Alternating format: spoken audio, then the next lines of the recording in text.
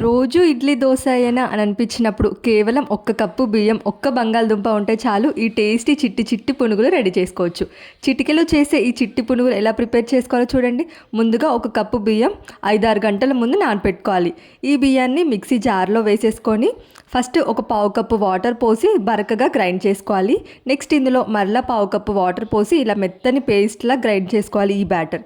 2 బంగాళదుంపలు ఉడికించి పెట్టుకున్నాను ఆల్రెడీ. ఉడికించిన బంగాళదుంపలు కూడా మిక్సీ జార్లో వేసి పావు కప్పు వాటర్ పోసుకొని ఫైన్ పేస్ట్గా గ్రైండ్ చేసుకొని బియ్యం పిండిలో యాడ్ చేసుకోవాలి. నెక్స్ట్ ఇందులో సన్నగా కట్ చేసుకున్న 2 పచ్చిమిర్చి, కరివేపాకు, అలాగే కొత్తిమీర వేసేసుకోవాలి.